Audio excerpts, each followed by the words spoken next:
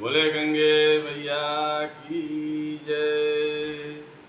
ज्येष्ठ महीने के शुक्ल पक्ष दसवीं तिथि को गंगा का प्रगट धरती पर हुआ था, इसीलिए गंगा दशहरा मनाया जाता है।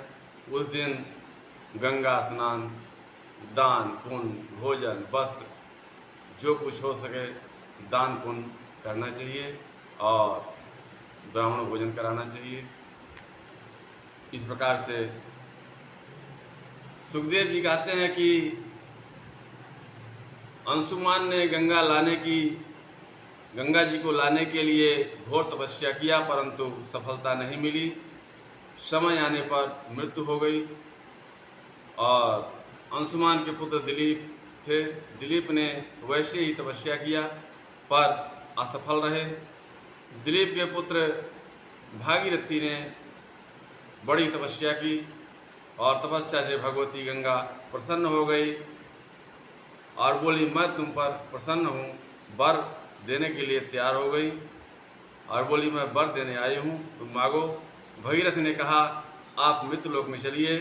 गंगा जी ने कहा, मैं मृत्युलोक में चलूँगा, लेकिन जिस समय मैं स्वर्ग से पृथ्वी पर मेरा आऊँगा उसमें मेरा वेग धारण करने के लिए करने वाला कोई होना चाहिए। और भगीरथ ने कहा, ऐसा ही होगा और बोले, अगर मेरा वेग कोई नहीं थामेगा तो मैं धरती को फाड़ करके और पाताल लोक में चली जाऊंगी। इसके अतिरिक्त पृथ्वी पर नहीं जाऊंगी।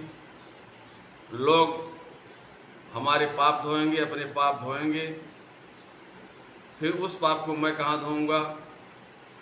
जिस विषय में तुम पर विचार कर लो। भगीरथ ने कहा, आप ऐसा स्थान पर रहेंगे कि आप हमेशा पवित्र रहेंगे, रुद्र के जटाओं में रहेंगे। भगीरथ ने भगवान शंकर को प्रसन्न किया और शिव जी ने गंगा को अपने सिर पर धारण किया और भगीरथ ने सिर पर धारण किया।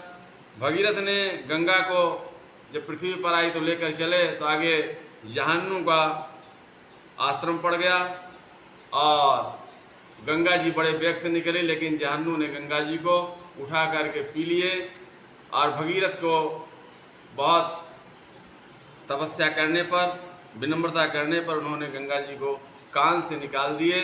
इसीलिए गंगा जी का एक नाम जहानु भी है। और फिर कान से निकाल कर गंगा नाम का जहानु पड़ा